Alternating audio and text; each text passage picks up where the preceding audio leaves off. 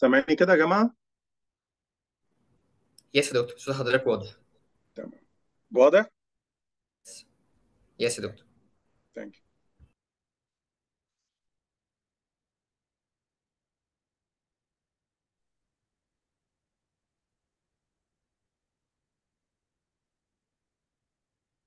I think, Marco, we can wait for another couple of minutes just to let the attendees join us. I think Okay. that's a good idea. Let's give them a few more minutes. ثانك يو يا Okay. دكتور. اوكي.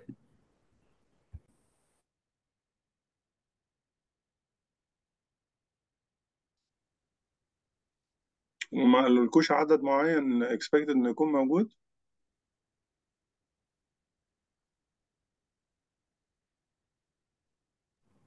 لا يا دكتور، هم ما قالوش، بس انا سالتهم قبل الميتنج بحوالي ساعه كده، قالوا ان في حوالي اراوند يعني تيل ناو اراوند 150 عملوا ريجستريشن. يا طب كويس. hopefully، خير ان بس شاء يا الله. رب ما تكونش مواعيدهم بقى زي المصريين يخشوا على ربع ساعة وتلت ساعة. اتمنى. ما حطت الساعة جنبي أهو علشان أبقى شايف، قاعد ببص على الوقت معايا طول الوقت وأنا شغال. أنا هحاول أن نستغل الوقت يا دكتور في دقيقتين نشير again فيديو. تمام. In a world where health is a fundamental human right, Evapharma's dedication to quality knows no bounds. With a global presence in 40 countries, we tirelessly empower the fight for health and well-being, ensuring our products address the unmet patients' needs. At Evapharma, our dedication to quality extends beyond borders. With 3 state-of-the-art manufacturing sites in Egypt, earning the trust of major regulatory authorities like the European Medicines Agency, Health Canada, Saudi FDA, EDA, and Gulf Health Council. We ensure that every product is crafted with precision and care. Innovation is our driving force. With 2 cutting-edge research centers, we are at the forefront of scientific discovery. This commitment to innovation ensures that our products not only meet but exceed the highest standards of quality and efficacy. At Evapharma, our commitment to quality is unwavering. The fight for health and well-being is not only a mission, it is a commitment that defines our existence. Evapharma, securing your health.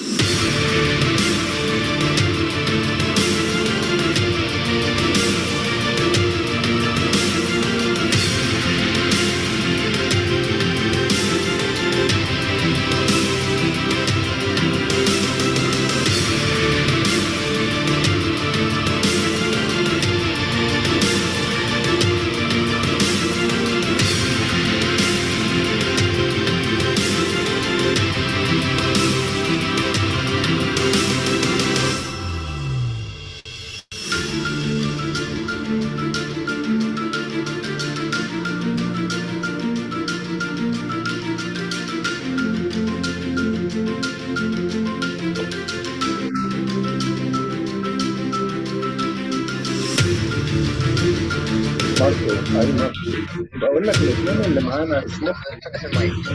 إيه؟ طب استنى.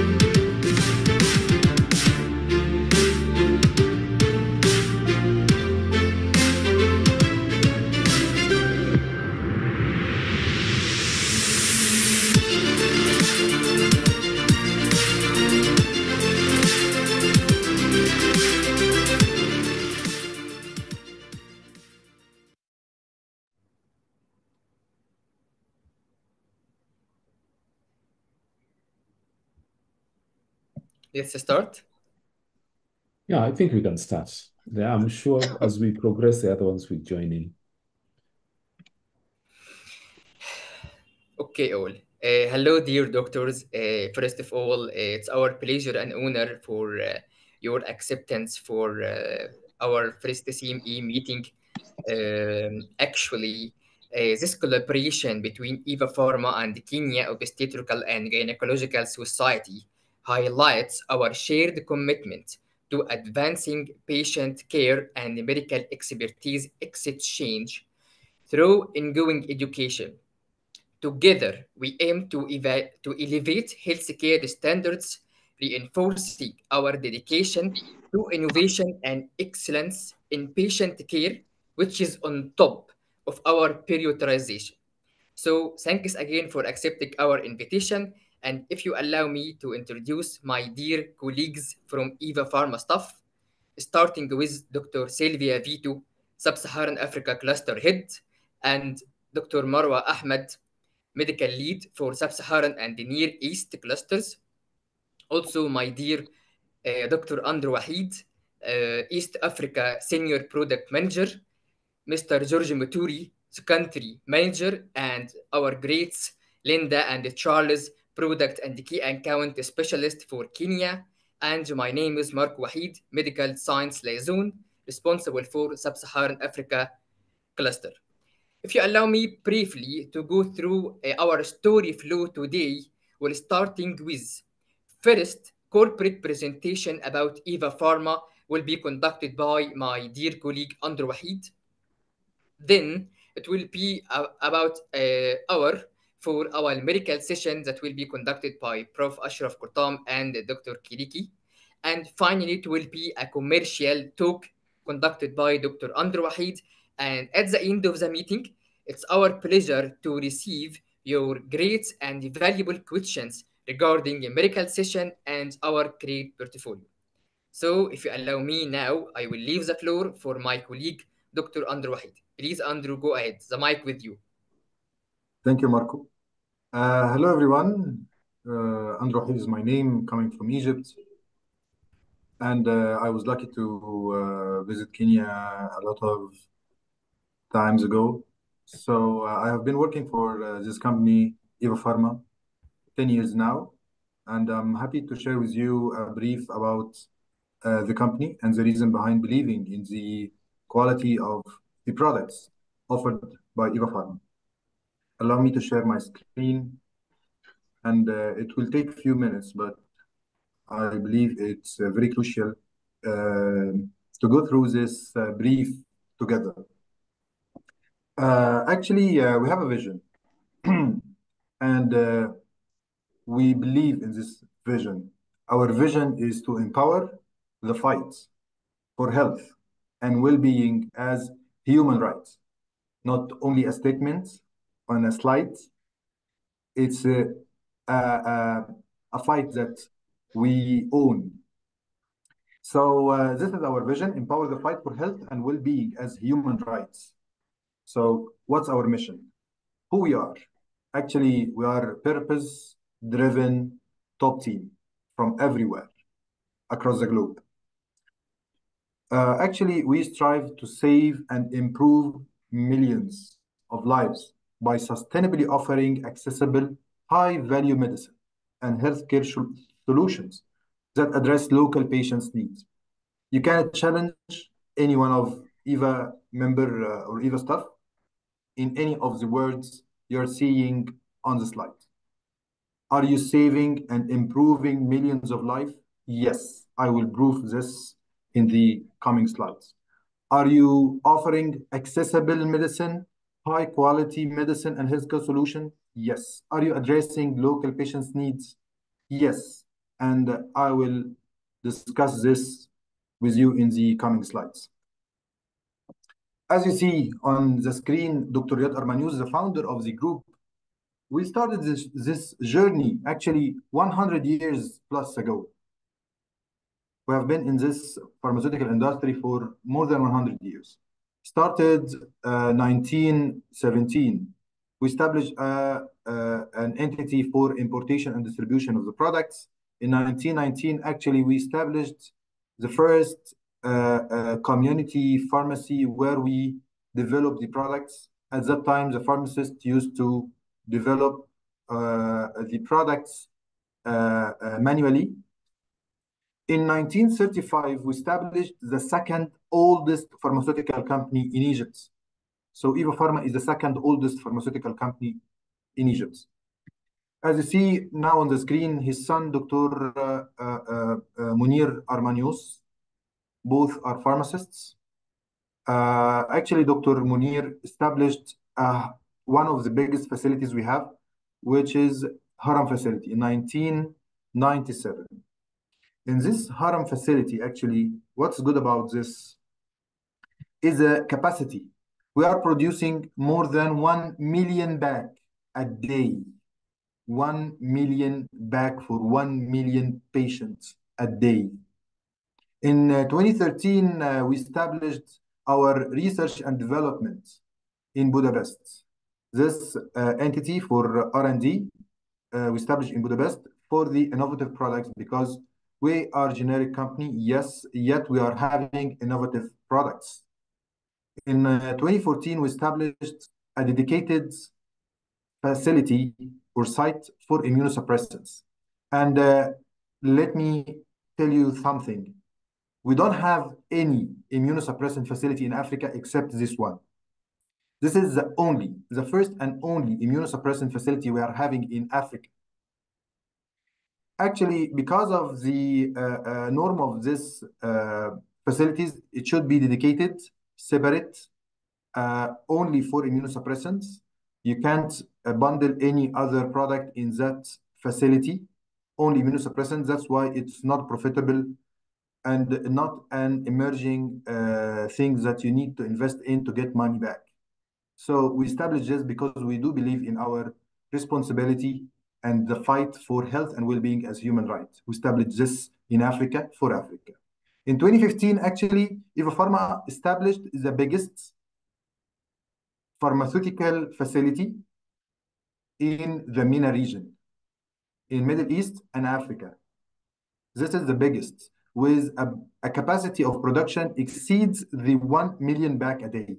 So now you see how huge is the scale of economy or the scale of production we are having a day, because we are capable and we are producing more than 2 million bags every day for at least 2 million patients. Here's the sites we are having: Haram facility, 1997, October facility, 2014, and 10th of Ramadan facility, the immunosuppressant one. But by end of the day, it's not about the scale of economy you are having. It's not about how much products or how many product or how many bags you are producing every day. It's more about the quality. It's not the number of bags you are selling. So in terms of quality, those facilities I shared with you actually are getting the highest quality standards and the highest accreditation from everywhere. One of the accreditation we are having is the European Medicine Agency, EMA, European Medicine Agency. This approval or accreditation give you the access as Evapharma to export your product to Europe, because the quality standard of your product is now above the European standard. Health Canada. Now we are maybe the only pharmaceutical company, or the first and only pharmaceutical company that in Egypt that export its products to Canada. So now you are considering a generic company coming from Egypt, yes, but by end of the day, what was the quality of this product? And you will be shocked if you know that we are some of the multinational UK companies are using our facilities localized in Egypt to toll manufacture or to outsource the production to be in Africa, in Egypt, in Evapharma facility, then supply this product to UK again to be commercialized there. This is how quality is our product. It's not only about the quantity, it's about the quality. This is the EMA approval we got. for our products. And because of this accreditation and because of the high scale of economy we are having, now we are existing in more than 40 countries across the globe. We are existing in Canada, we are existing in Europe, we are in Africa, Far East, everywhere. We are having legal entities across the globe. Our headquarters is in Egypt. This for only Egypt. For SSA, Sub-Saharan Africa, and especially for East Africa, we are having our hub and business scientific office in Kenya. Riverside is very near around to focus, and the decision to have this scientific legal entity in Nairobi because we are committed to deliver high quality medicine and deliver value to the market in Kenya, especially in Kenya and the rest of East African countries. In Lagos, Nigeria, we are having our legal entity as well for French-speaking countries and West Africa. In Saudi, actually, we are having a big existence with a dedicated or Evapharma newly established manufacturing facility in UAE, United Arab Emirates, in Germany as well. As you see on the slide, this is the Evapharma subsidiary in Germany called ELP. We are promoting there the same products you are promoting, or we are promoting in Kenya, by the way. Because as you see on the screen, L-carnitine is L-carnitine named under L-carnitine in Germany. Actually, it's the same product we are promoting in Kenya under the name of Carnivita Forte. It's the same product, the same manufacturing facility. It may be the same batch number. We are supplying this product to Kenya, to Egypt, and to Europe, Germany. Sobalmetto, the second product, which is Prostanor, we are supplying to Kenya as well.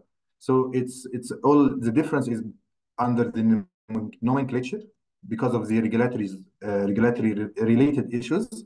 Yet the product quality is the same, and this is how we are committed to deliver you high quality medicine. Diabetic. This product we are supplying to Canada is now supplied to Kenya as well under the name of Cytacid for the management of neuropathic pain and diabetic neuropathy.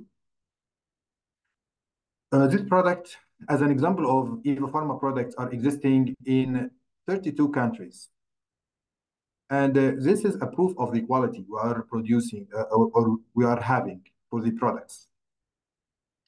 We are also partners for multinationals, big multinationals like Gilead, Roche, Eli Lilly. And by COVID time, actually, Evapharma was chosen to be licensed by Gilead, not only to manufacture, not only to distribute, but also to manufacture the life-saving antiviral by that time, which is Remdesivir. And we had this collaboration with Gilead to give the access to this life-saving products to more than 127 countries.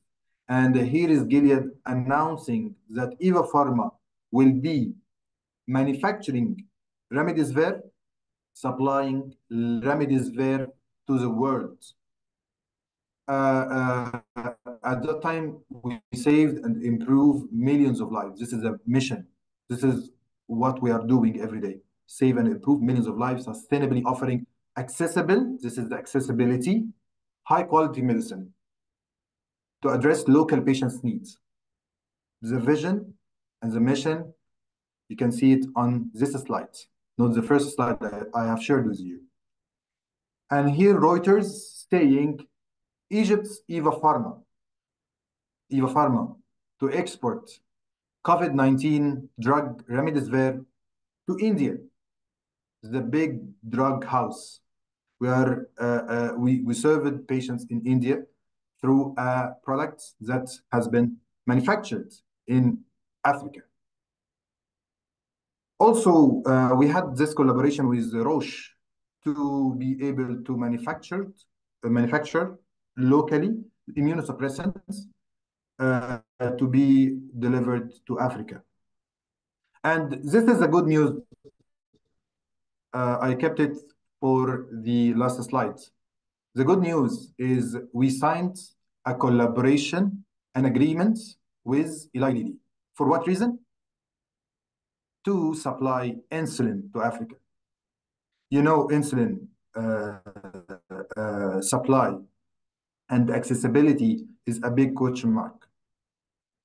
So Evapharma was chosen by Eli Lilly, and for the first time, Eli Lilly to assign a company not only to distribute insulin, but also to have the technology, the tech transfer from Eli Lilly to Evapharma to manufacture insulin and distribute insulin across 54 countries, those with low to middle income.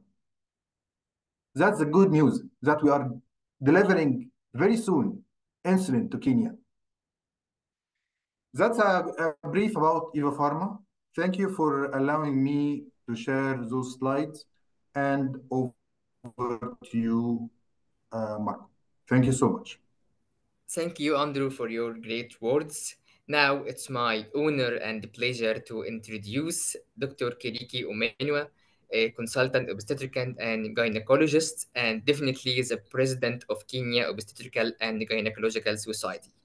Please, Dr. Kiriki, the mic is yours. Thank you. Thank you very much, Marco. Thank you, Andrew, for that presentation about your company. Ladies and gentlemen, good evening. And I want to thank you for joining us this evening. We are having a presentation by Professor Araf Kotam.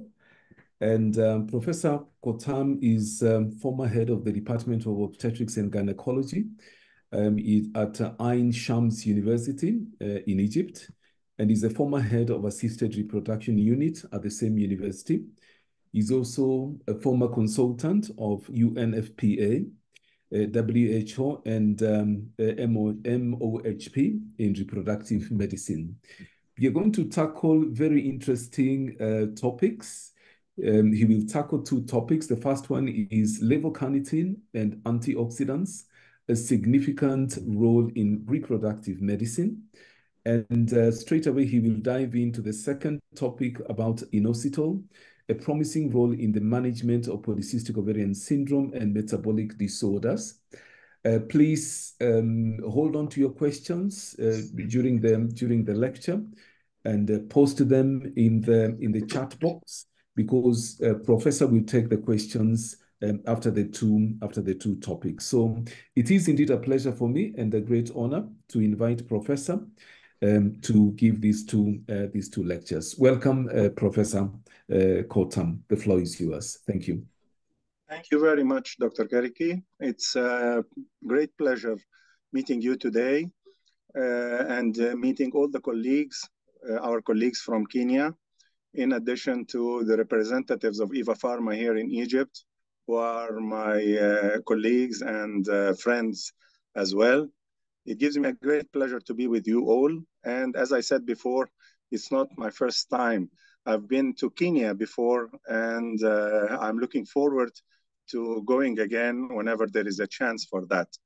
Today, I'm going to jump directly to my presentations. I'm going to give two presentations, and I hope they are going to be attractive for you. The first one, actually, sorry, Dr. Kariki, I'm going to reverse the lectures. The first one is going actually to be about the inositol and its important role in infertility management and metabolic disorders. And the second one is going to go through the L-carnitine in addition to the antioxidants and their role actually. If you look to the two topics, you're going to find that these represent some sort of ads on supplements. And whenever we are speaking about the ads on supplements, actually, we do have problems whenever we are tackling problems of infertility, which is in our country is a very important issue and all over the world, of course. Actually, whenever we are dealing with infertility, there comes one of the most important problems, which is the polycystic ovarian syndrome, of course. And when we are tackling polycystic ovarian syndrome, we are trying to solve the problem of ovulation, but sometimes we do fail, or sometimes we don't get the utmost results. In here, we need something else. What can we add to improve our results? We are searching for additional tools that can help us greatly and improve the quality of the oocyte, which is deranged in cases of PCO and others. Additionally, whenever you are dealing with problems like polycystic ovarian syndrome, you are having metabolic disorders, as we are going to see now. So let me start first with the inositol and its role, and I'm going to go through not just as a presentation directly, but I'm going to make it some sort of a story, understandable, to see how we are going to tackle the problem easily. At first, let us see how the inositol came. It began in 1850 when Johann Joseph Scherer isolated the inositol from the muscle. But after that, everything was quiet until the late 80s of the last century, when Professor Lerner was trying to find something that can enhance the activity of the insulin. He was searching for what is called some sort of intracellular insulin mediators that can improve the performance of the insulin. And in here came what's called the inositol 3-phosphate. And it was found that it doesn't act only as a second messenger to enhance the insulin signal, but it acts as well as a second messenger for other hormones like FSH and TSH. And this is very important. Keep it in mind, because later on, we are going to see how it can affect the ovarian function through the FSH.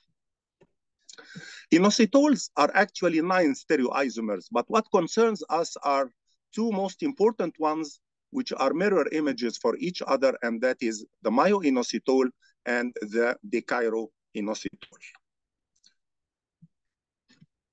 As I said, Professor Lerner found in the 80s that myoinositol and decheiroinositol can both work perfectly as insulin mediators, but every one of them works with a special mechanism different from the other. Although, as I said, they are just mirror images for each other. Okay, is the percentage of each of them like the other? No. 99% of what's present is the myoinositol compared to only 1% decheiroinositol. This is what we need to have, but is that what is present in problems like PCO or not? We are going to see that this ratio is reversed, and this brings about problems. First, let me pick the myoinositol. The myoinositol is actually a carboxylic sugar. Just, I'm going to bring the pointer, excuse me. It's just a carboxylic sugar, which is present in the brain and mammalian tissues, and the body can produce few grams of it from the kidneys and the testicles every day. So it is there. Is it present in others like more than the brain and mammalian tissues? Yes, it's present in the vegetables as well. How does it act? It acts perfectly as an antioxidant. And as well, what we said before, it mediates the transmission of the signal of insulin signal. So being an antioxidant, that's going to be perfect for us in cases of polycystic ovarian syndrome. But what was amazing is that we found that there were high quantities of the myoinositol present in the sperms, oocytes, and the early embryo, which brings about, are they having special function to perform in these or not? Yes. As I said, it facilitates the transmission of the cell signal. So it's going to work perfectly all through the body. We are going to find that it enters in everything: cell survival and growth, production of the peripheral nerves, osteogenesis and formation of the bone, mood elevation as it works as a serotonin reuptake inhibitor. But what is most important and what concerns us is its actions on both the metabolism and the reproduction. How does it act on the metabolism? It improves the lipid profile and improves the blood sugar level because it's going to improve the insulin signal. And so it increases insulin sensitivity. What about reproduction? Better oocyte quality, better sperm quality, and this culminates by the end in better embryo quality. Is this going to be beneficial only in PCO? No, even in IVF whenever performed. Has been found actually that myoinositol may play a role in the cases of polycystic ovarian syndrome, of course, and this is explainable because in PCOS, you are having problem of hyperandrogenemia and hyperinsulinemia, and you want to correct both. What about the brother, dichloroinositol? Dichloroinositol works more on the metabolism. Is it the blood sugar metabolism or the lipid metabolism? Both. Does it have antioxidant activity like the first one? Yes, perfectly.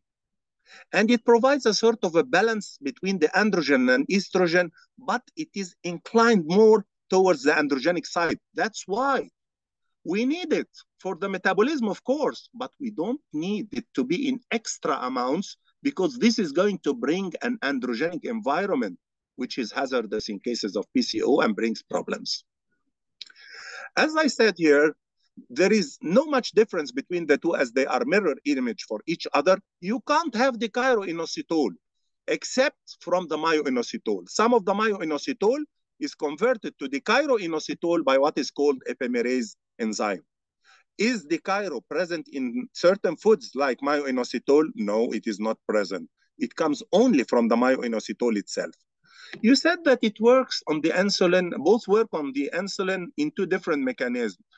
They are going to decrease the blood sugar. How come myoinositol is going to promote absorption of glucose and its utilization, whereas dichloroinositol promotes the synthesis of glycogen?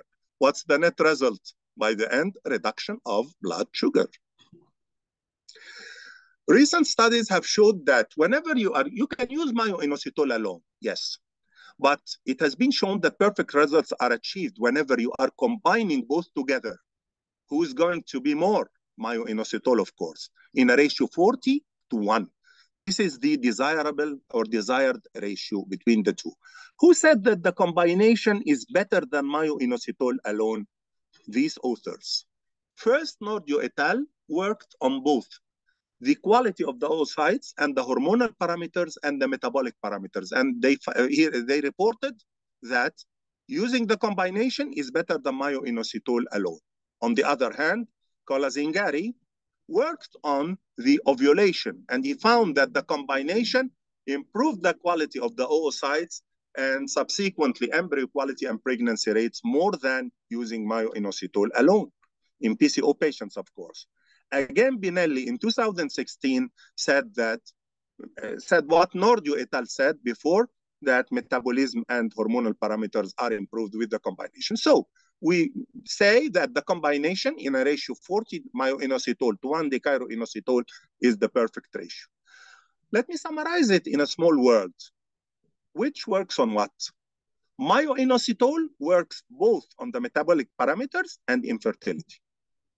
And dichloroinositol works more on the metabolic parameters because, as we said, it is inclined towards the androgenic side more. But do we need it? Perfectly. And we need them to be in a ratio 40:1. Let us go and see how can they affect diabetes mellitus, of course, being inclined to working on insulin. It has been shown that some of the myoinositol and the dichloroinositol are changed into what is called inositol phosphoglycans. What has been changed from the myoinositol is going to work on glucose, increasing glucose uptake and transport. And the part of the dichloroinositol, which has been converted to inositol phosphoglycan, is going to promote glycogen synthesis, both ending in decreased blood sugar levels. You should bear in mind that in PCO, you have a problem of insulin resistance, and whenever the woman is obese, the problem is more. Why? Because she is having problems concerning inositol phosphoglycans, which are actually deranged. This is illustration of what I said. Myoinositol works more on glucose uptake, and the dichloro works more on the glycogen synthesis. In a study concerning 567 women who were at risk of having gestational diabetes mellitus, and we know that women with PCO are at that risk, they gave these women a combination. They gave them myo-inositol between week 11 and week 24 during pregnancy. What happened? Actually, the risk had decreased. The risk of acquisition of gestational diabetes decreased from 28% to 8 to 18%. And the conclusion of that study was that myo-inositol is promising whenever given to prevent gestational diabetes mellitus, but still the evidence is lacking to use it as a routine form.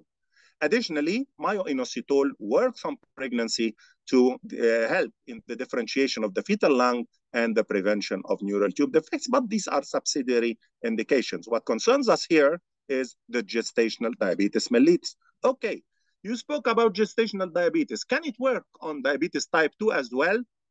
They made a study here, but they didn't give it alone. They gave the myo-inositol in addition to the anti-diabetic drugs. What happened? The combination of myo-inositol with the other drugs was better than the drugs alone. What improved more after 3 months? The fasting blood sugar decreased and the glycated hemoglobin decreased significantly when myo-inositol was added, rather than just with the anti-diabetic drugs alone. And the conclusion was that the combination was perfect to improve the glycemic control in type 2 diabetes mellitus, as it helped in the gestational diabetes, but it is not to be only treatment alone to be given. No, it's to be given with the other anti-diabetic drugs as adds-on. Among 1,640 studies, 26 studies were eligible to take the results. And what the conclusion they came to? They came to a conclusion that whenever giving the inositols, there has been improvement in the fasting blood glucose, and they gave a recommendation that it can help for the prevention and treatment of diabetes and gestational diabetes as well. What about the role in metabolic syndrome? We have spoken about type 2 diabetes and gestational diabetes and the role of myo-inositol. What about metabolic syndrome? You said now that it can work to improve lipid profile. It can improve the blood pressure. It can improve the blood sugar. What is metabolic syndrome? It's the presence, as you see here, of central obesity in addition to two of the following. The total triglycerides elevated or HDL decreased, LDL increased, blood pressure and blood sugar increased. So something which acts on all these parameters is expected to improve metabolic syndrome in women. And metabolic syndrome is a problem that can occur in PCO women if they are left untreated. Later on, by aging, they are or can encounter manifestations of metabolic syndrome. A study on 80 women who were given the myo-inositol for complete 1 year found that giving the myo-inositol 2 grams twice daily decreased the triglycerides, the total cholesterol, blood pressure, and blood sugar to the extent that by the end of the year, 20% of the women were not eligible to be said that they are having metabolic syndrome. Let us shift now to the ovarian function. And I said at the beginning that inositols act as second messenger for FSH, as you see. Working like that, it has been mentioned that myo-inositol is very important for the proper oocyte maturation, especially in the final stages of this maturation, because in this stage, the final stages, there is some sort of calcium fluctuations and displacement which are very sensitive, and myo-inositol aids in this respect. Additionally, myo-inositol helps for promotion of the meiotic progression, culminating in better fertilization eggs or better competent eggs which are able to be better fertilized. So as you see here, myo-inositol is not working only on the metabolic parameters, but it works on the ovaries to improve the function and the quality of the oocytes. As you see here, these are the manifestations of PCO, and I'm not going to go through them because all of you know them perfectly. But from what you have said, working on metabolic parameters, improving hyperandrogenemia, improving hyperinsulinemia, can myo-inositol work on the PCO or not? In PCO, you are having insulin resistance. hormonal changes in the form of hyperandrogenemia. You are having excessive oxidative stress, and this is the main cause for the impairment of the oocyte quality. And sometimes you are having the obesity effect, where lots of women with PCO are obese. What happens actually in PCO to make it a big problem? We want the myo-inositol ratio to the dichiro-inositol in the follicular fluid of the oocyte to be 100 to 1. What about granulosa cells? 60 to 1, because granulosa cells are estrogenic. What about the theca cells, which are more androgenic? Ratio 20 to 1. And in the serum, 40 to 1, which is present in the product. But look what happens with the PCO. In PCO, you found the ratio 0.2 myo-inositol to 1 dichiro-inositol. So you expect extremely androgenic milieu, and this is actually drastic for the quality of the oocyte, and it brings about atresia of many follicles. Do we need dichiro-inositol? Yes, but in the proper ratio, because it serves on the metabolic parameters, but it shouldn't increase more than what we need. So if you use myo-inositol, is it going to improve the ovarian function? Yes. Is it going to improve testosterone levels and hyperinsulinemia? Of course. So it's going to improve PCO, right? Is it going to work on the oocyte to improve their quality? Yes. Is this going to culminate in more mature eggs and, of course, better pregnancy rates? Of course, yes. And also, the use of myo-inositol can decrease ovarian hyperstimulation. How come? We are going to see it in the following slides. This has brought the international consensus in 2015 in Florence to say what? Is that in PCO patients, using a combination of myo-inositol and dichiro-inositol can be beneficial to improve metabolic and reproductive aspects of this disorder. Did this improve later on and was amended by later societies? Yes, of course, as we are going to see it now. In 50 centers in India, adopted the use of myo-inositol and dichiro-inositol for 6 months in PCO patients. What did they find? Is it improvement on the hormonal parameters and the improvement of the hyperandrogenemia, or improvement of the quality of the oocytes and subsequently menstruation, or both? Have a look. There has been significant reduction in hirsutism, LH to FSH ratio, free testosterone and dehydroepiandrosterone sulfate, improvement on the blood sugar, and resumption of menstruation and spontaneous ovulation. They said that having multi-dimensional benefits, working both on the oocyte and the metabolic parameters, can make this option of myo-inositol in combination with dichiro-inositol a very valuable tool in PCO patients with considerable efficacy and tolerability, of course. Again, it has been a comparison always. We use metformin in PCO. Which is better? Do we use myo-inositol and dichiro-inositol, or we prefer the metformin? When they made a comparison between the two and even used both together, they found that both worked perfectly to improve the hyperandrogenemia and to improve the metabolic parameters, but the myo-inositol, dichiro-inositol group had significantly improvement, more significant improvement than the metformin group concerning these items. And I'm going through here some bar charts to show you what happened. As you see here, the comparison. On the right side, you have the myo-inositol and dichiro-inositol, and on the left, on the left side, the myo and the dichiro, and on the right side, the metformin.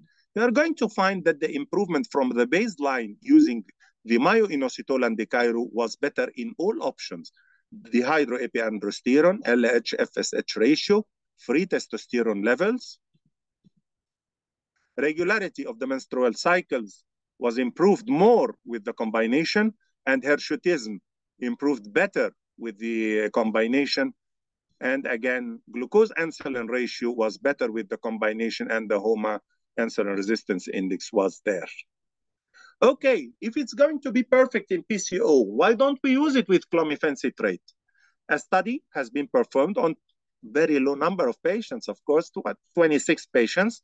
And what did they find? Actually, in these patients, they found that the combination between clomiphene and myo-inositol has brought 65% ovulation compared to 42% when clomiphene citrate was used alone. And of course, the culmination or the cumulative pregnancy rate was higher with the combination.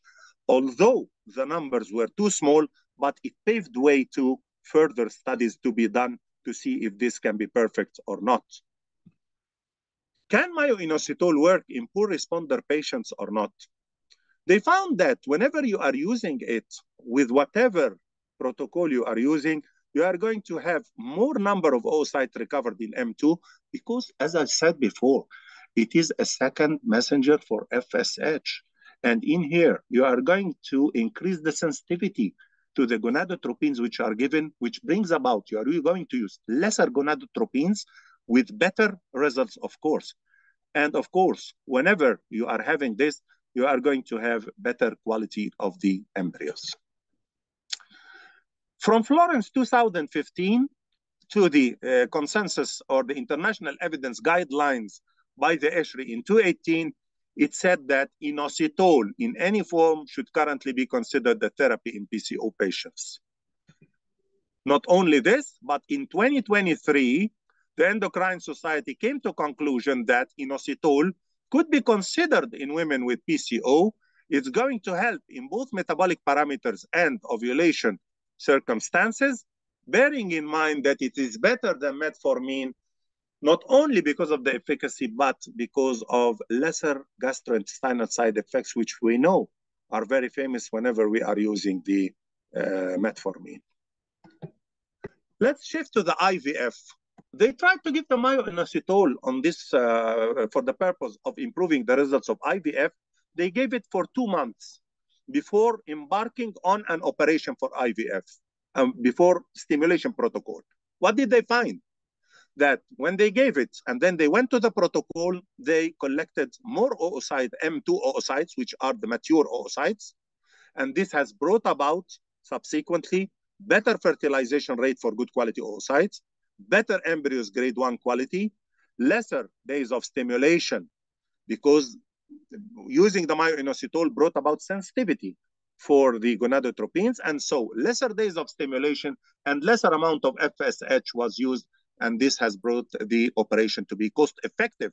Look at these two, because you are going to find that lesser days of stimulation and lesser FSH units, they can end in what? Directly, they can decrease the risk of ovarian hyperstimulation syndrome, which I have mentioned previously on earlier slides. Is menstruation going to improve or not? Tell me, if you are going to improve hyperandrogenemia and you are going to improve insulin resistance, many of the 25% of the PCO patients, they are having regular menstruation and ovulation, and they can go through pregnancy. Why? Because they are not having derangement, excessive derangement in the hyperandrogenemia and the hyperinsulinemia. So if you are going to correct them in the rest 75%, it is not surprising that you are going to have women who have normal menstruation and even, and I have many patients who have who became pregnant directly when we were just decreasing the weight and using additional supplementations. So if I want to conclude what I have said before in 3 points, the upper point here is speaking about its action on the metabolism, improvement of insulin sensitivity, improvement of hyperandrogenism, and subsequently improvement of menstrual cycle. In this one here, I'm going to improve the oocyte quality, and so better oocyte brings about better embryo qualities. And in the final one here, the stimulation is going to decrease the risk of multifollicular development, and the sensitivity is more, and so you don't need excessive amounts. And whenever you are not needing excessive amounts of FSH for usage, you are going to avoid having multiple follicles. It works also not on the parameters of the PCO, but it works, as I said in the first slide, you are going to see that it works as a serotonin reuptake inhibitor, mood elevator. So it has been used successfully, shifting from the dopamine to the serotonin in the treatment of anxiety and panic disorders, depression, bipolar disorders, obsessive compulsive neurosis, and otherwise. Okay, so if I conclude, where can I use the myo-inositol and the dichloroinositol? On the right side, what concerns ovulation and PCO? To induce ovulation or help in the induction of ovulation with other drugs. PCO to correct the hyperandrogenemia, to correct the hyperinsulinemia. And on the left side, it works on the metabolic parameters, on gestational diabetes, type 2 diabetes mellitus, metabolic syndrome, anxiety, and panic disorders. Does it have side effects? Minimal, and in a dose of 12 grams per day. You never reach this dose. So don't worry about the side effects from this add-on. Oliva et al. In 2018 found that sometimes you give the myo-inositol and you don't have the desired results, and it doesn't work. So they added what is called alpha-lactalbumin, which breaks down the tight junctions between the intestinal cells, ending in better absorption of the myo-inositol. So whenever you are having a product of myo-inositol, which harbors also alpha-lactalbumin, you are going to have better results. Now I'm going to shift to something additional. It's not on the myo-inositol, of course, but whenever this option is added, it adds and helps perfectly, and that is the coenzyme CoQ10. You're going to find it here, and you are going to find it on the next presentation also in the certain combination. What's the CoQ10? It's actually a coenzyme that's essential component of the inner mitochondrial membrane. It's helping the electron transport in the mitochondrial respiratory chain, ending in the formation of adenosine triphosphate for energy production. It has been found that it was actually perfect antioxidant as myo-inositol and dichloroinositol as well. And the actual dose to be given in any supplement is to be 200 milligrams given twice per day. How it works and what it helps, all this. It's antioxidant, as we said, improves ovulation, protects the ovarian reserve, increases embryo cleavage, and 3 other things which are not related to reproduction, that is improvement of the cardiovascular function and reduction of the concentrations which are present in the hypogonadism, and the reduction of the fetal aneuploidy. What's the relation to fetal aneuploidy? It has been seen that the levels of the CoQ10 in aging women decreases significantly. And so it was assessed that if you can give it, maybe you can help in decreasing the fetal aneuploidy in old aging women who become pregnant between 35 to 43 years.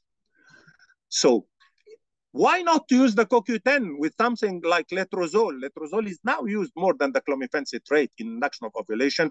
They tried to give it with letrozole compared to letrozole alone, and they found that with the combination, more mature follicles were present than letrozole alone, more endometrial thickness, more ovulation, and subsequently more pregnancy rates as you are going. And so clinical pregnancy rates were 2.37 times higher with the combination than using letrozole alone.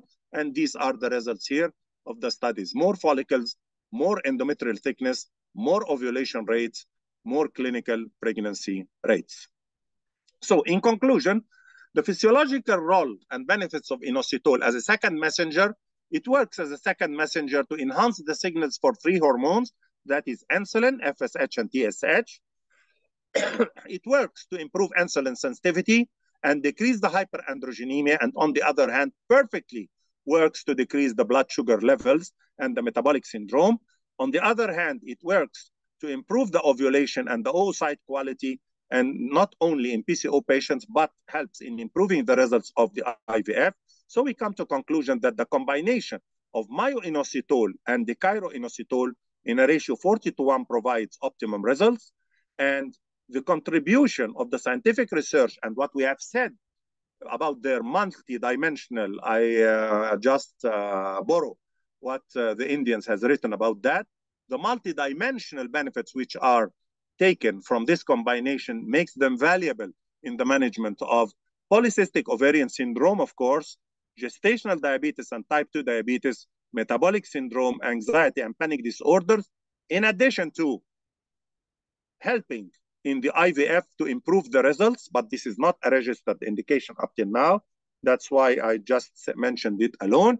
And at last, I add that if you are having a product that's going to add something like CoQ10, it represents an important addition to this combination.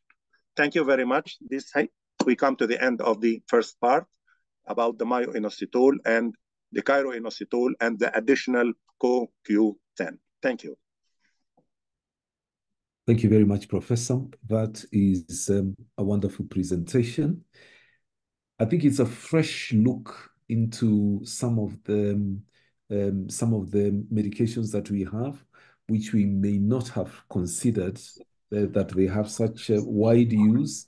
And yeah, it's a very good different viewpoint, and it has definitely enriched our stores of what we can use on our patients. I would just like to remind all of us that if you have questions, please post them on the chat box, and Professor will handle them at the end of the second presentation. So we'll straight away go into the second presentation, Professor. Yes. And that is the one about L-carnitine, another very interesting molecule. So the floor is yours, Professor. Thank you. Thank you very much. Thank you. Now I'm going to speak about something which has been more popular even than and it came before the myo-inositol. I was working with Eva company actually since 2016, I think, or 2017, when at the very beginning was only Levocarnitine was the only one present, and there has been a suggestion later on that a combination of Levocarnitine and antioxidants can be perfect in the reproductive health, being an additional adds-on like the myo-inositol and the chiro-inositol. Let us begin. L-carnitine has been used extensively in the male. Who made it or who was working on it? Professor Agarwal. But the man came in 2012 to say, if it is working on the germ cells with a certain mechanism, this mechanism is the same in the female. Why can't it work on the female as well? And so he began some sort of work, and there came the publications and studies and on this respect to find that it has important role also in the female as in the male, in addition to perfect effect on the immune system. On the other hand, antioxidants, whether natural in the body, because the body have its own antioxidants, or synthetic given on supplementation or not, acts perfectly against what is called oxidative stress. Is oxidative stress harmful? We are going to see now. Oxidative stress is there in the body, but it shouldn't exceed limits. Whenever exceeding limits, it brings about excessive harm. So antioxidants work on oxidative stress. So whenever you tell me that you are going to have a combination of carnitine on one hand and antioxidants on the other hand, it looks like the combination looks like an attractive and challenging option, as we are going to see. Let us begin with the carnitine. The carnitine is brought from amino acids, two amino acids, the lysine and the methionine. Why is it called carnitine? Because it was first isolated. Carnitine comes from the word carnus. Carnus in Latin means meat, because it was first isolated from the meat. Is it an essential element? No. Why? Because it's sensitized in the body. Where it is produced, as you see in the diagram here, in the kidney, liver, and the kidneys. And stored later on in the muscles, heart, brain, and other tissues. But bear in mind, whenever it becomes deficient, it should be substituted. So it is there in the body, but it needs to be in adequate amounts. Is it adequate in every pathological condition? No, of course. How does it work? Actually, I always say it like this. It looks like as a shuttle. It's a shuttle bus. It carries the fatty acids from outside to inside, so that the fatty acids are going to be oxidized for production of energy. So if you say that you are going to take fats to the inside to be burned, It's not surprising later on if I'm going to tell you that it can decrease weight, of course. So it moves the fatty acids into the mitochondria for energy production. The L isomer is the only active one, and studies have shown that it acts as anti-aging, and we are going to see how it acts as anti-aging later on. It acts to decrease the muscle breakdown and, of course, energy production, as I said, oxidation of fat, and weight and fat loss and brain function. We are going to see this all now. 75% of the carnitine comes from the diet, and 25% comes from the formation within the liver and the kidneys, as I said before. And if we look here on this diagram, we are going to find that if the carnitine is going to carry the fats, it says you should be acylated first. It tells the fats you should be acylated first. First, the other fats should be acylated to be able to be carried by the carnitine. And the carnitine as well should be acylated to be able to carry the fats. Whenever this happens, you are going to find that carnitine conjugates to the fats to enter the mitochondria. As you see here, this is the acylation of the fat. Here is the carnitine. It should be acylated. And whenever this is brought about, here is the combination ready to enter inside the mitochondria later on. Let us see it on a better figure, this one. As you see here, the carnitine is going to be acylated by what is called carnitine palmitoyl transferase 1. Being acylated and the fats acylated, both are going to be carried and enter inside. Somebody is going to separate them because the function of the carnitine was just to carry it to the inside.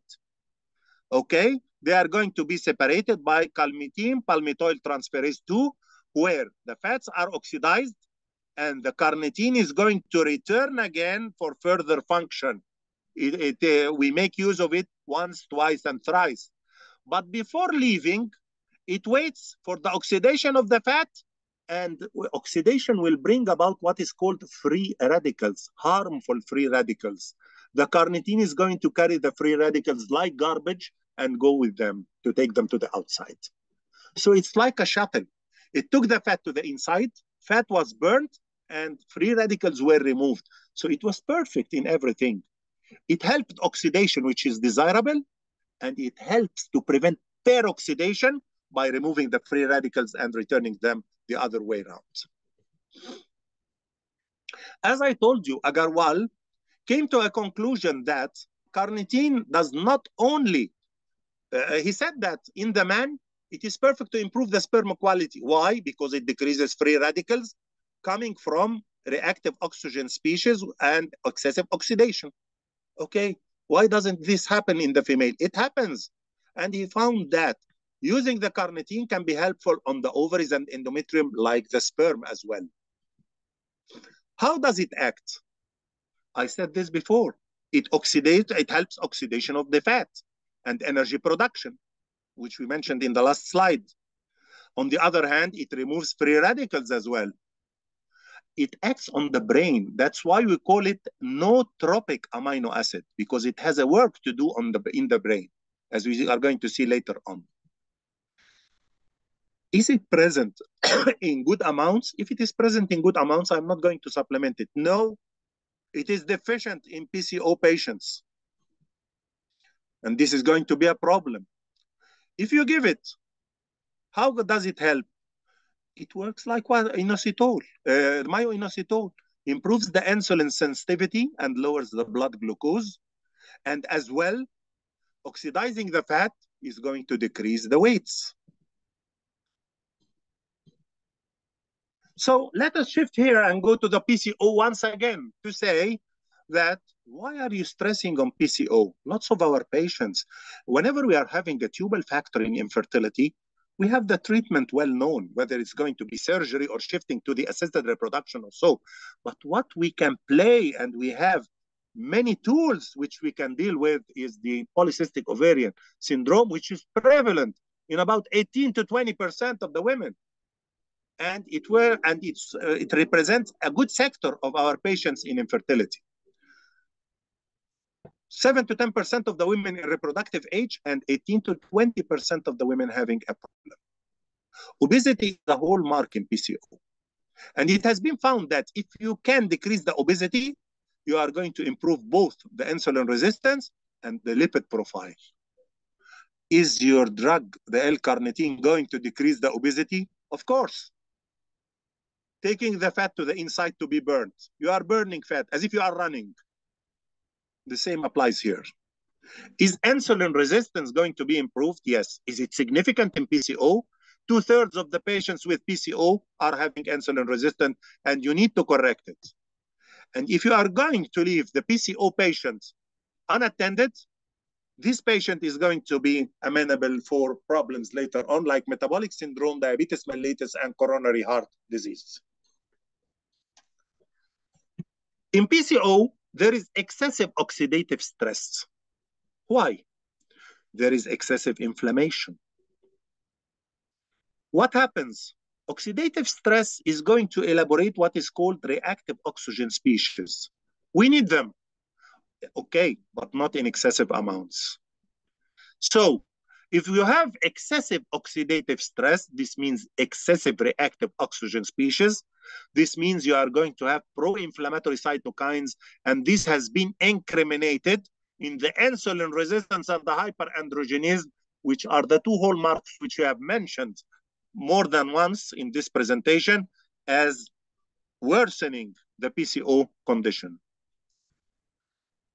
Is the quality of the oocyte in PCO impaired? Of course, yes. Why?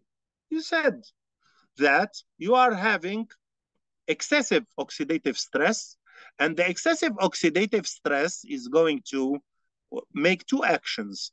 First, it's going to bring about abnormal oocyte. That's why the oocytes are very bad.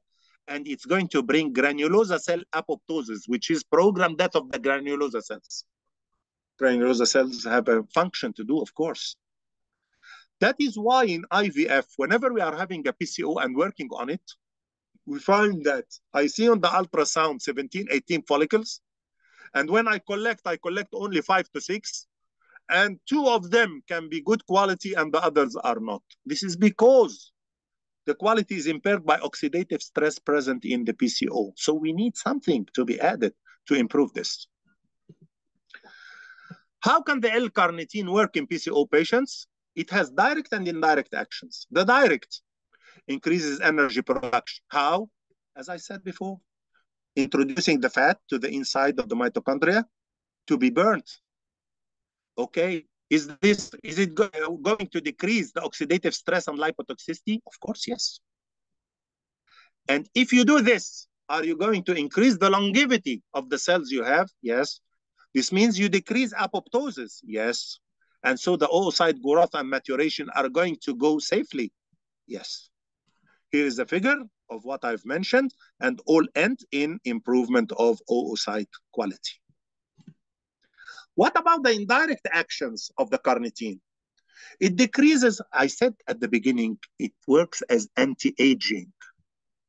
And I told you I'm going to explain it. Here you see, it decreases neuronal cell death and damage, which occur with aging. Of course, you are going to have improvement here.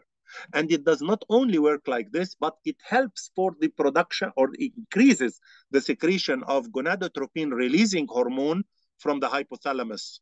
And so, can it work to improve the ratio of the LH to FSH ratio? Maybe yes, okay. And it can help also in functional hypothalamic amenorrhea, in which you are having a problem with the FSH and LH both being lowered. As you see here, you are going to have everything perfect. LH and FSH secretion perfect to make the ovary work better. E2 and progesterone production perfect. And of course, we don't need the prolactin to be increased more than its amount. Here again, it reduces the prolactin secretion. All this is going to improve the PCO symptoms and restore regular menstruation.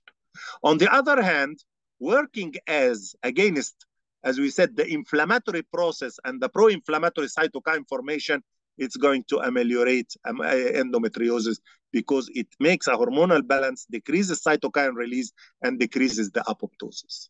But I'm not going to say use it for endometriosis because we have other specific things to be used. Jamilian et al. In 2017 has summarized how can carnitine work when given for 12 weeks. He said that you are going to have improvement of the follicle quality and quantity coming from what? Increasing the oxidation, as we said before, once, twice, and thrice, and subsequently oocyte maturation, increasing the total antioxidant capacity and decreasing the harmful peroxidation of the free radicals, improvement of the lipid profile and the BMI, because it's going to decrease weight by the oxidation of the fats, increasing both the estrogen and progesterone. We have seen it in the indirect actions.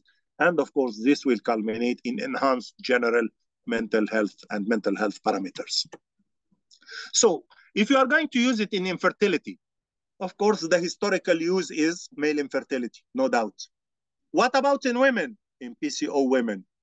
Can you use it in IVF? Yes. This means that you are telling me that the carnitine applies like the myoinositol, that it can be used both in PCO and it can be used in IVF? Yes, I do. I mean that. Here is summarization of what the study said about the L-carnitine to prove what I have mentioned before. Pamukkale University in Turkey made a study and it came to conclusion that in PCO women, the amount is lowered by 50% of the L-carnitine and you should supplement it. On the other hand, Selick in 2017 said that if you are going to have low L-carnitine levels, this is going to affect adversely the obesity and the insulin resistance. And whenever you supplement L-carnitine, you can correct this. Maliki et al. In 2019 said it improves the metabolic parameters. And Ismail et al. In 2014 said it improves not only the metabolic parameters, but also the ovulation rates and subsequently the pregnant rates. I was supervising a thesis that worked on using it in combination with the clomiphene in PCO patients, and we found that it increased the number of follicles and the endometrial thickness by 1.2 millimeters in these patients. But now clomiphene is not the one to be used more. We use more letrozole. Gharib et al. In 2019 said that whenever using it with letrozole is better than using letrozole alone. What about the usage in patients who are clomiphene citrate resistance? With clomiphene citrate resistance, we sometimes add metformin. Okay. If I add additionally levocarnitine, is it going to be better than clomid plus metformin alone? Yes. What about IVF? Kitano et al. In 2018 said that you are not going to have more eggs or more oocytes when you use it, but you are going to have better quality of the oocyte. How come? You decrease the oxidative stress much, and so the quality of the oocyte is going to be better, and the granulosa cell function is going to be better.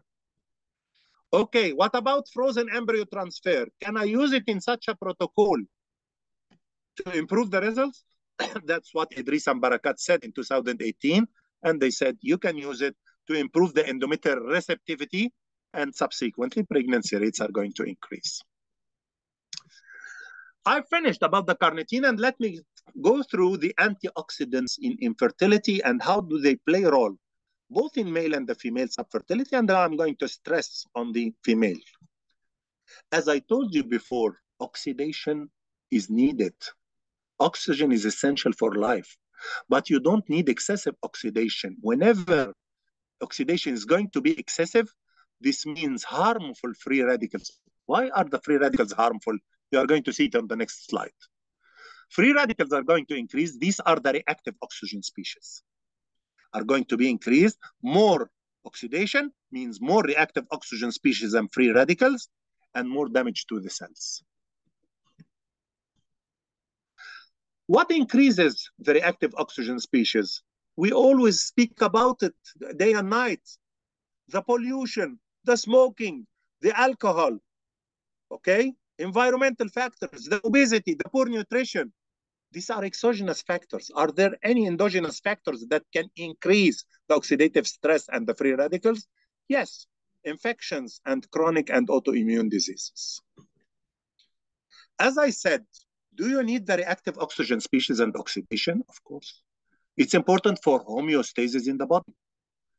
But in excess, like anything in the world, it precipitates pathologies. So it's a double-edged sword. It's beneficial, but whenever increased, it's going to do harm. How can antioxidants correct the hazardous effects of the free radical? What is the problem of the free radical? The free radical is having missing electron here. It has to be substituted so that the free radical is going to be converted to water.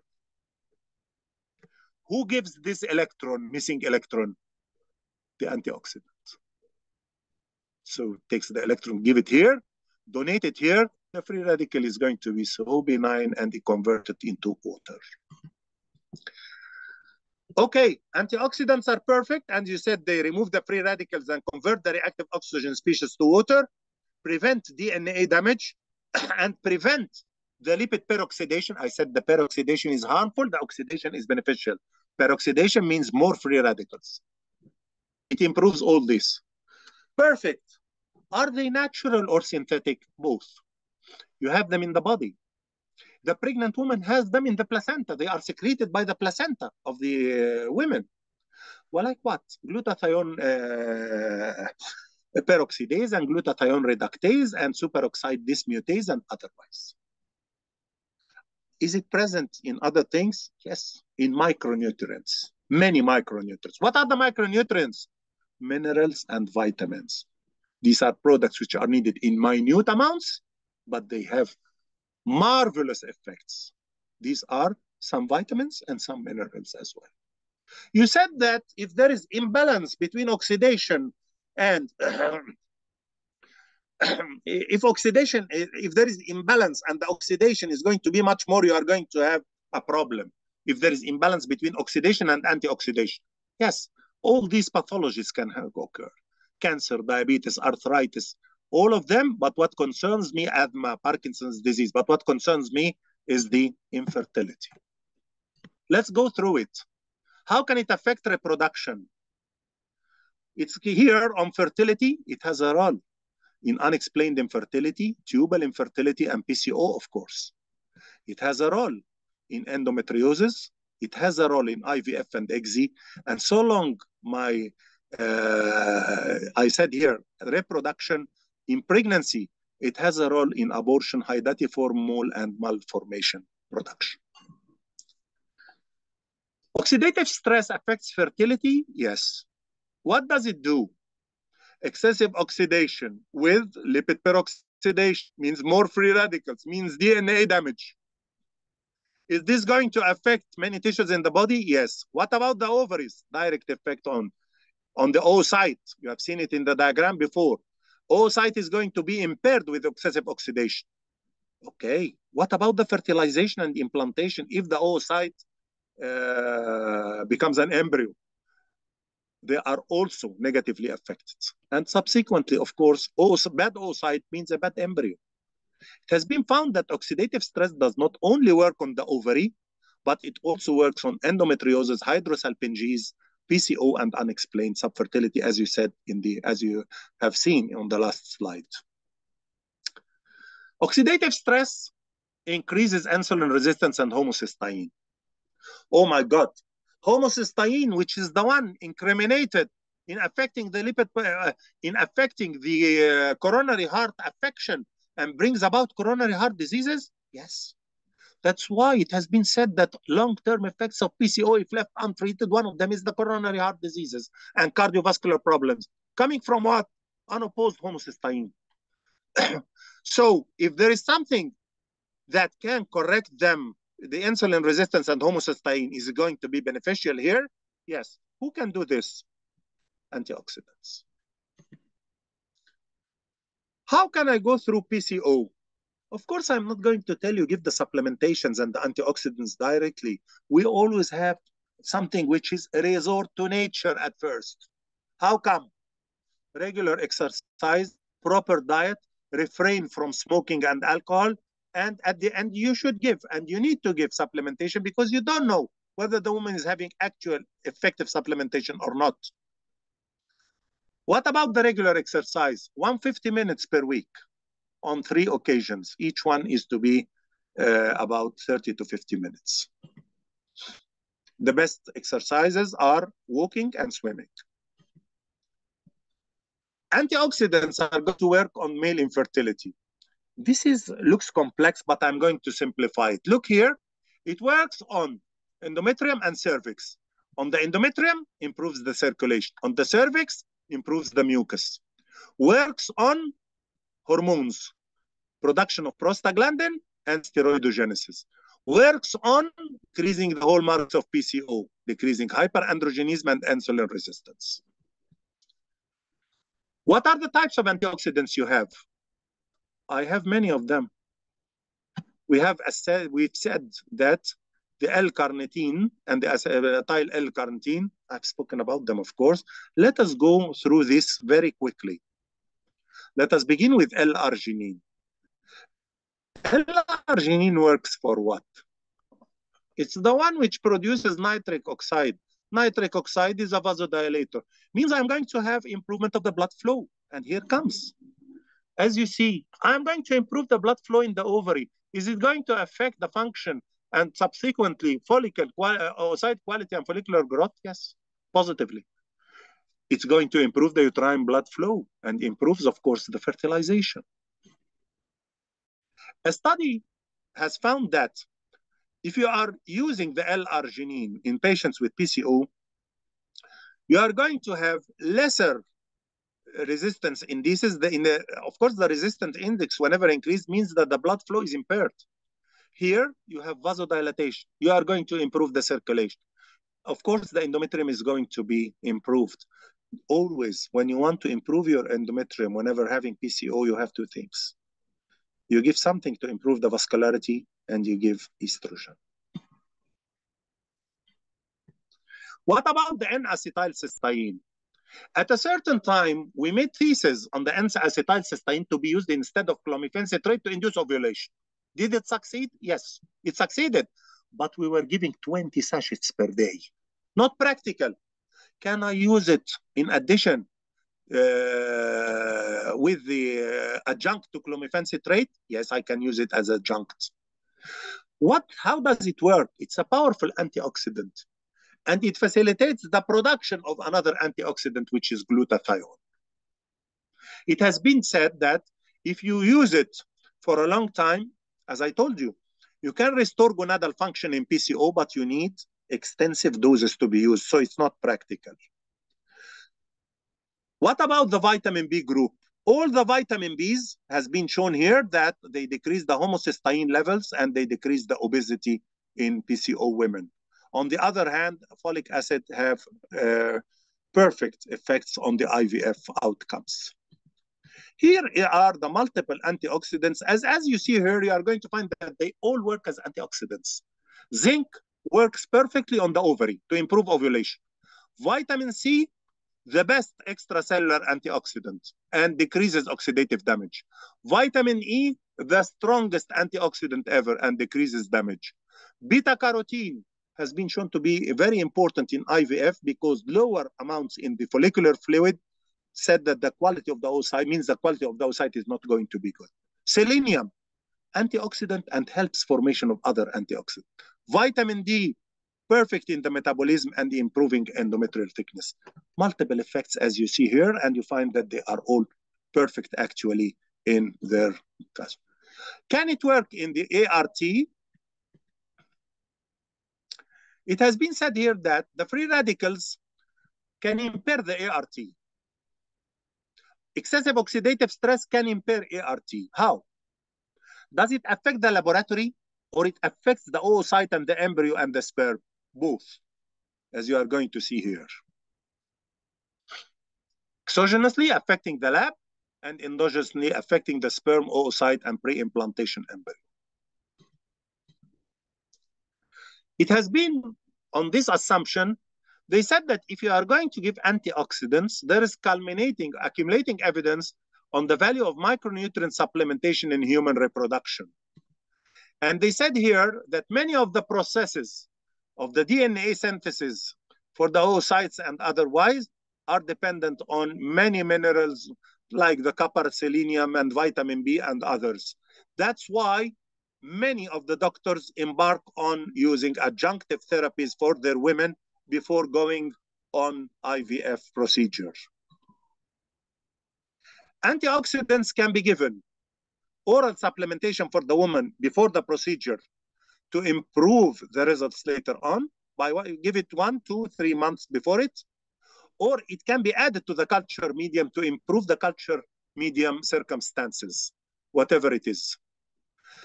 Am I going to give every antioxidant alone or give it in combination? You can use both, of course.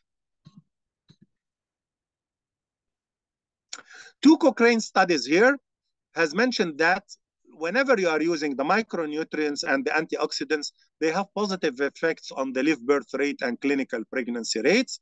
And one controlled study said the same, better in fertilization, implantation, and clinical pregnancy rates. And they said that whenever you are using them, you are increasing your clinical pregnancy rates by 16% according to Trong 2022. As I told you, I'm going to use them in combination. Perfect. Why? Because when you use them in combination, they help each other. They work synergistically. Number 2, they protects against the oxidation of the other components. So they are protective to each other. Number 3, they preclude the need. You are not going to need a huge amount of one antioxidant. So whenever you give them together, they protect each other, they work synergistically, and you don't need to give extensive amount of all of them. And so it has been shown here, if I come to the conclusion that if I'm going to use the antioxidants, they are perfect in decreasing the free radicals and combating them and decreasing the oxidative stress. The L-carnitine works the same and has excellent results in improving female fertility, but additionally, it works on the metabolic parameters, decreasing the weight and decreasing the hyperinsulinemia and so forth. And so using both in combination, you are going to have perfect antioxidant effect, and you are going to have effect on the metabolism and the energy production. So the conclusion is L-carnitine is potent to improve the male and female reproductive functions. It improves the lipid profile and body mass index in the patients, and it has antioxidant effect. It works by direct and indirect effects, as I told you before. What about oxidative stress? Oxidative stress has significant adverse effect on the fertility. What can combat it? Antioxidants can do so perfectly.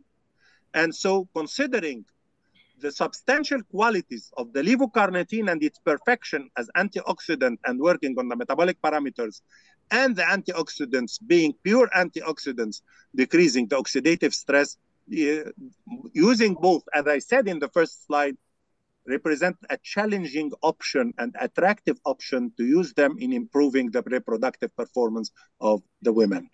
Thank you very much. And I think I didn't take 1 hour, Dr. Marco. It's I ended in 55 or 54 minutes. Very perfect. Very perfect.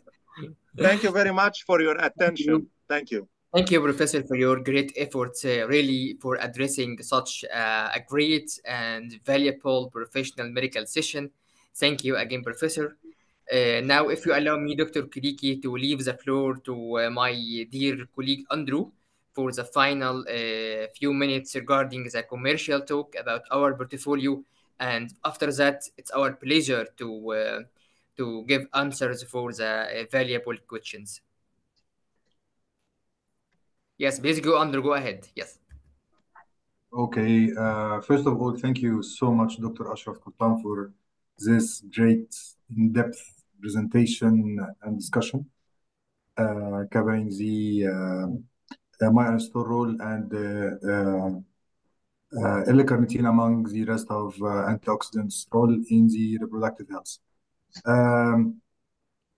Now I'll be sharing with you what solutions we are offering as Evapharma to the patients in Kenya. So allow me to share my screen. Here we go.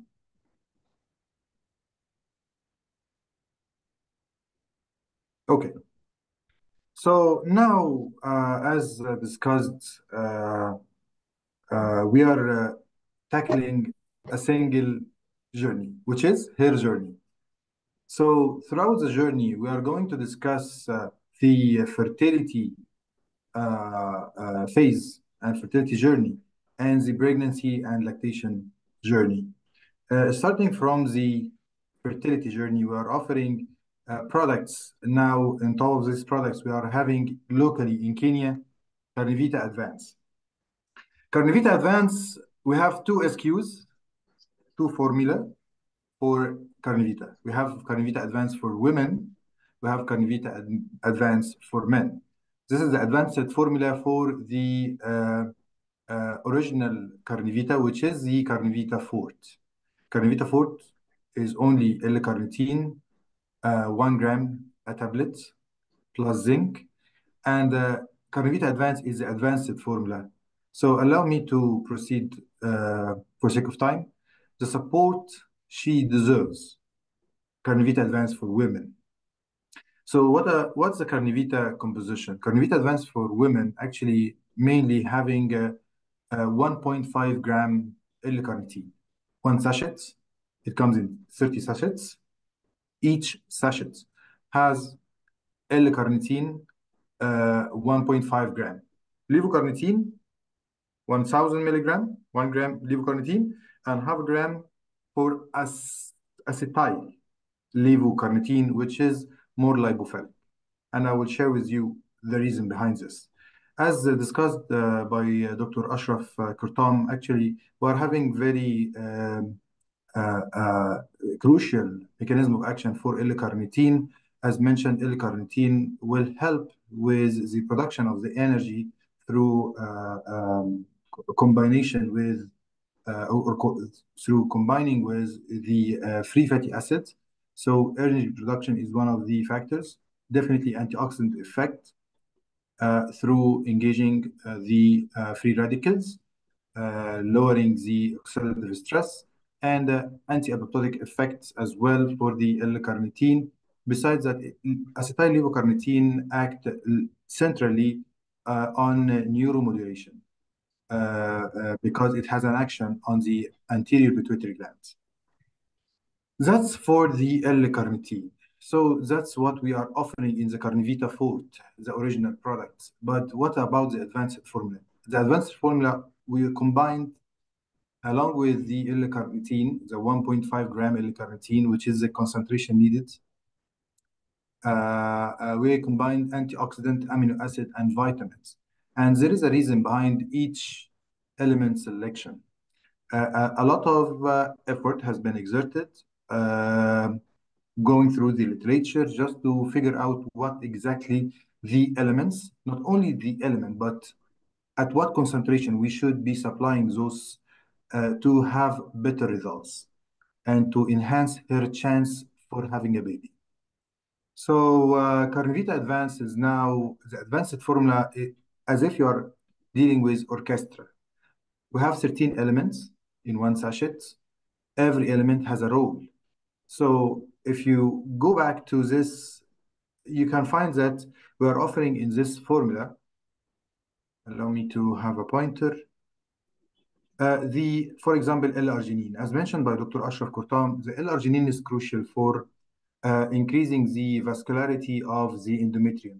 In case of thin endometrium, you need to increase the vascularity to ensure receptivity and enhance the receptivity of the baby. That's the role of L-arginine. That's why we included L-arginine at a concentration of 500 milligram in each sachet. This is an example of an element out of the 13 elements we are having. So whenever you are going to have, doctor, ovulation, simple induction, the results upon adding L-carnitine will definitely or significantly improve the ovulation rates, chemical pregnancy, and the clinical pregnancy, as per a published trial in the Austin Journal of Obs and Gynae in 2019. This one is a big trial because it's run out across 35 randomized clinical trial, along with another 13 clinical trial, trying to figure out the effects of using antioxidants on clinical pregnancy and live birth rates. This has been published in Cochrane, which is a big review.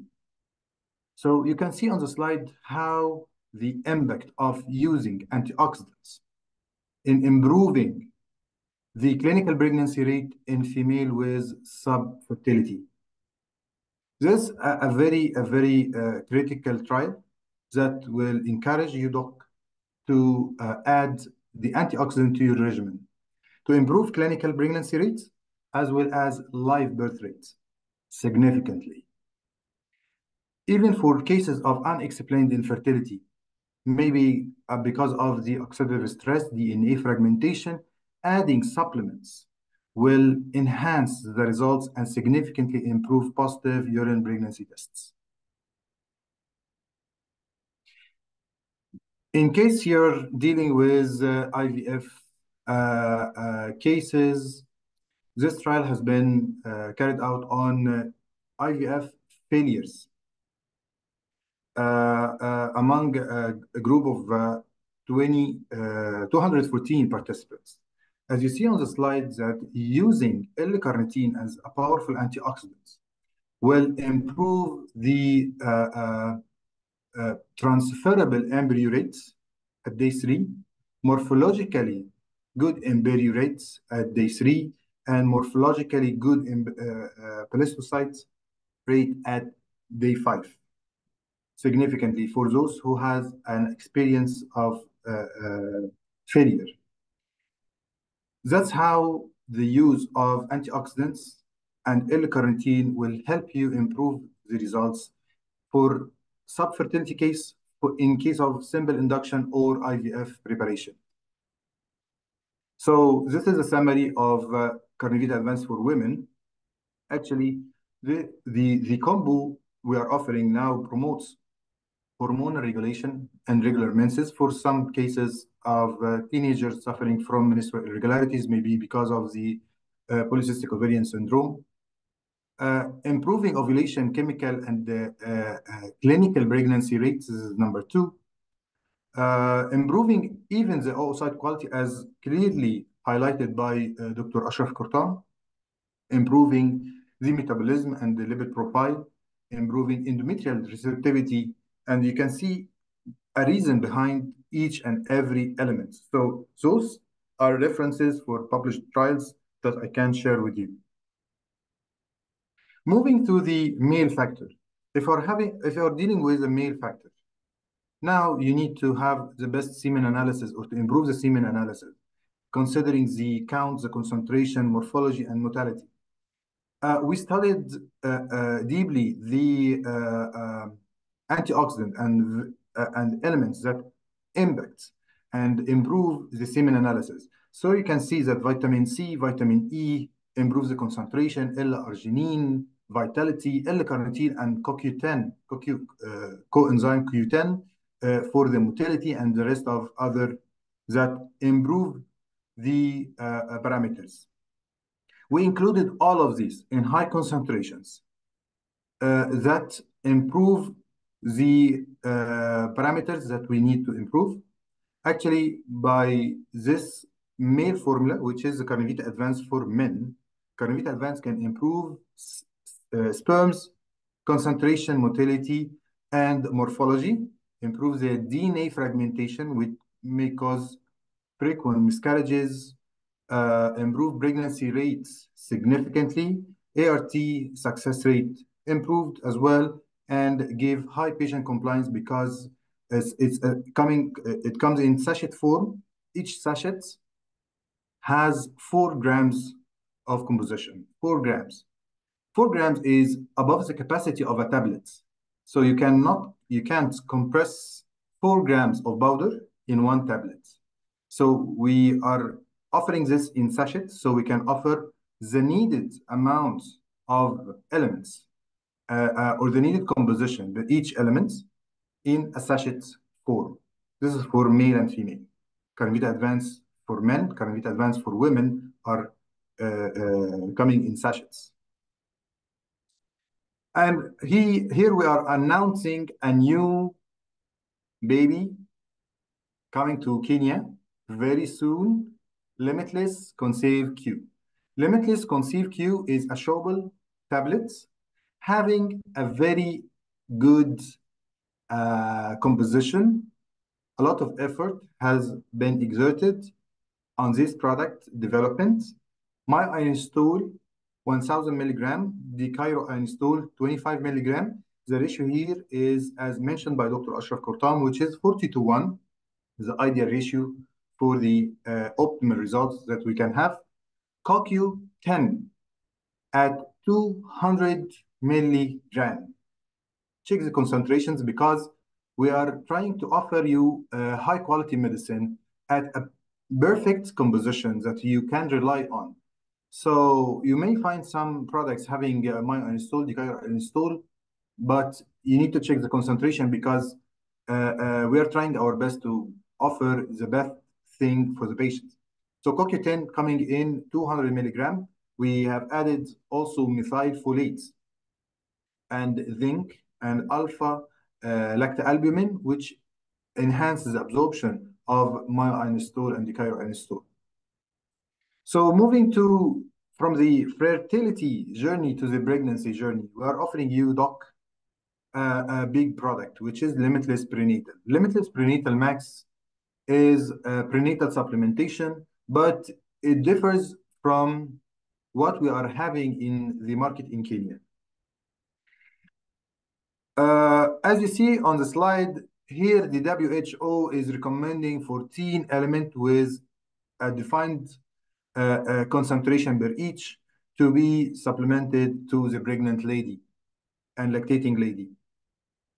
We added all of these 14 and we combined those with extra element to ensure proper supplementation for the pregnant and lactating lady. The good thing about this product, Limitless Prenatal Max, is it is the first product to combine 4 things together. What are the 4 things? Number 1, nutrients. Number 2, high concentration of folic acid. You can see on the slide, the folic acid here is 1800 microgram. Third thing, nutrients. Number 1, number 2 is the folic acid. Number 3 is the iron. If you're prescribing iron, what's the concentration, the concentration of the elemental iron you're prescribing? We are offering you 28 milligram elemental iron in this formula. 28 milligram elemental iron. High concentration of iron that's needed to correct the physiological anemia that the lady may suffer, or the pregnant lady may suffer from during the 2nd, 3rd trimester. So we mentioned nutrients, folic acid, 800 microgram, sorry. Iron, 28 milligram. And number 4 is the omega. Omega-3 at concentration of 280 milligram. But the most critical thing that we need to highlight is the DHA concentration. The DHA concentration, doctor, is 200 milligram a capsule. What we used to have this composition supplied in separate tablets and capsule. Tablet for the nutrients, capsule for the omega-3. Because of the R&D centers that we are having in Egypt and in Budapest, those were behind the development of this product. So it's the first time to have nutrients, folic acid, iron at that concentration, 28 milligram elemental iron, and omega-3 all in one capsule. We called it the complete capsule, complete soft gelatin capsule, because technically it's hard for any pharmaceutical company to develop this mix together successfully, but we succeeded to develop this product, and now we are offering you a single capsule having the iron, the omega, the folic acid, and the nutrients. Definitely Cochrane review, another Cochrane review. In 2019, you find that prenatal supplementation is now replacing the traditional iron, folic acid supplementation for a reason. The reason is upon replacing the management of the supplementation from the iron folic supplements to multiple micronutrient supplementation, keeping the iron and folic within the combination, you will find that you will have a better results in terms of reduction of low birth weight, reduction of risk of small gestational age. Also, you find that there is 18 or 19% reduction in the very preterm birth by supplying multiple micronutrients instead of only iron and folic acid. 5% reduction in preterm birth and slightly reduction as well in the stillbirth. This is all about limitless prenatal max. We're offering the product now available. You may find it in Good Life mainly. So whenever you need to prescribe this product, you will find it available online even and in stores of Good Life. Moving to Omega. Now we used to see Omega maybe over the counter, people using Omega for many reasons, but what I'm really concerned about in the use of the omega-3 here is the high-risk pregnancy. So high-risk pregnancy, we need to have omega-3. High-risk pregnancy, we are almost finalizing this part. High-risk pregnancy, you need to add more concentration of omega-3 to reduce the early preterm birth and the reduction of preterm birth and reduction of low birth weight. It's recommended to have from 500 milligram to 1 gram a day.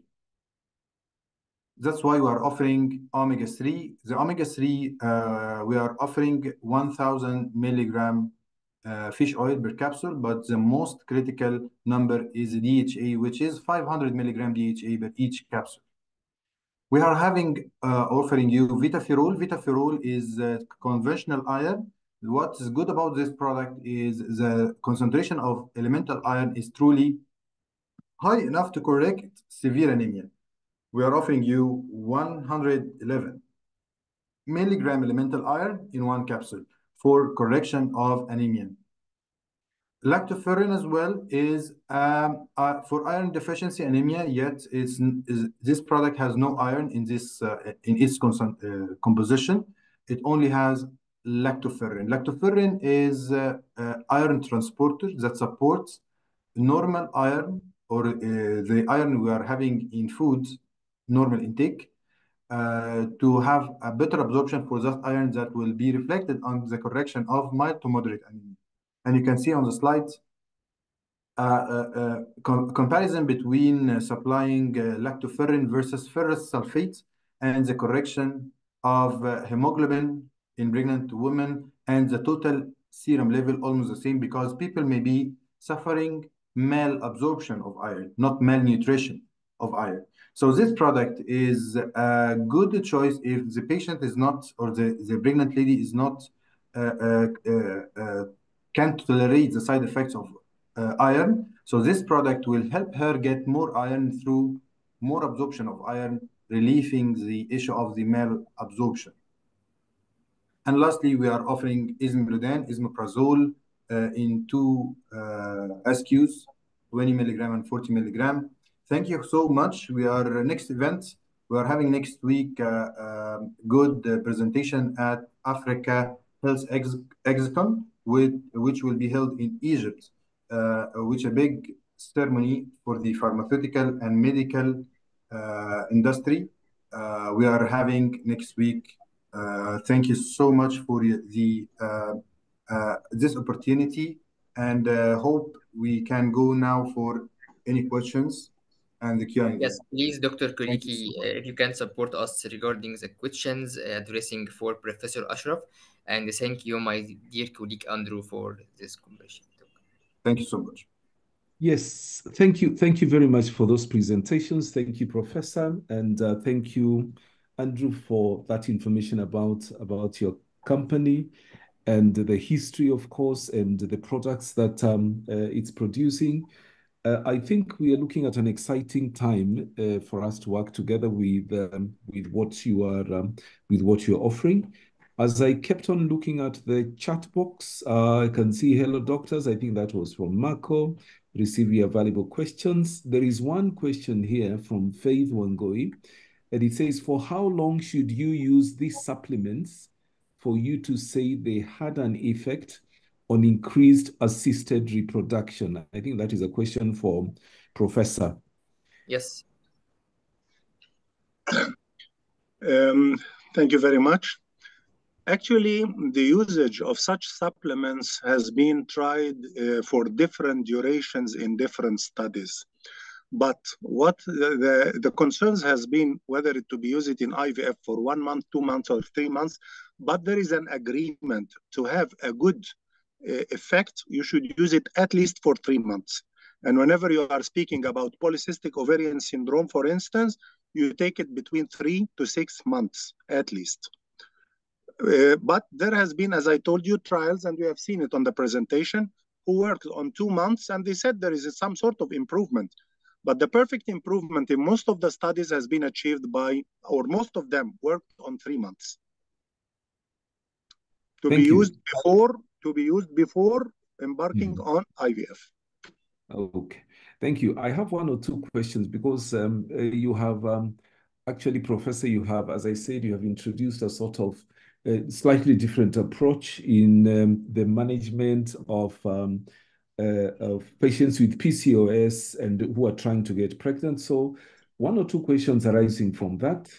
Number 1, because myo-inositol and D-chiro-inositol have proved to, to increase fertility rates, improve quality of the oocytes, increase the yield of mature eggs, and obviously what we all want is the pregnancy rates during IVF. So the question is, number 1, maybe 2 or 3 questions coming from them.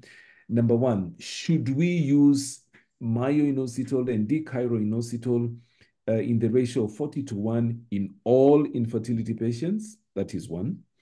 Number 2, in older patients, should we change the dose? Should we increase the dose of myo-inositol and D-chiro-inositol?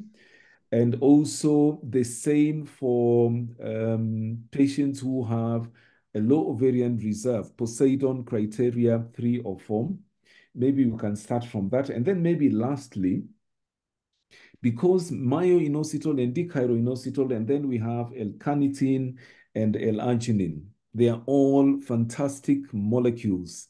Do we have one product which has all of these? Because L-carnitine works very well on patients with PCOS. Myo-inositol and D-chiro-inositol also does the same, but we have them in different, in different products. Is it possible that we have one? Maybe that is a bit whatever, but maybe. Yes, Prof.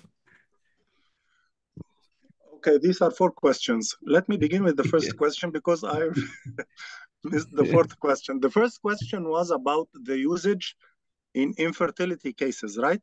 Yes, yes. Okay, we should discriminate between 2 things. Am I dealing with PCO, which is going to be treated medically, or I am dealing with assisted reproduction? For the PCO, it is not mandatory that you should use it from the start at the very beginning. What do we do here in Egypt? You can use it, of course. Sometimes some of the doctors say that I want perfect results from the start. Why not to improve my results from the start? Others say, whenever I give simple induction, many of my women are going to go through and become pregnant. So let me start first to use the simple inducers of ovulation. And then 2-3 months later, I may add these supplements. But he's bearing in mind that their addition from the start may add additional beneficial value. But is it a must or a routine to be used? Of course not. How are we working during the last few decades? We have been using the induction of ovulation. But sometimes we found that, and you know that more than me even, that sometimes even when we are dealing with the patients, we have the ovulation and the patient does not become pregnant, or we don't have the desired effects. And so at this time, we are searching for what can be added. And this is what I said at the beginning of the lecture. We are searching for anything to be added that can give value. So when we are introducing something and you tell me it's going to improve your results and the quality of what you are working at, you can use it from the start. So this is open for anybody. For the IVF, it is not still evidenced because we are speaking about something issue which is new. And the approach in the consensus guidelines, as you see, 2015, 18, and 2023, they said could be considered, may be considered, but it is not still evidenced. And this is natural and normal. Anything at the very beginning can't be evidenced from the start because this needs restrictions and huge studies to say. But for sure, we can't wait for everything to be evidenced from the start, because if we wait, we are going to wait for 30, 40 years, for instance. But whenever something is promising, this brings about brainstorming to use it and to apply it on our patients, so long there is literature which is supporting it, to apply it, and we are going to build our own experience whether this is beneficial or not.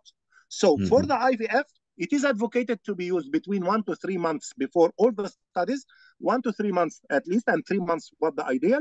For the PCO, it is between 3 to 6 months. You can start with simple induction. You can use it later on after 1 to 3 months. This is your policy.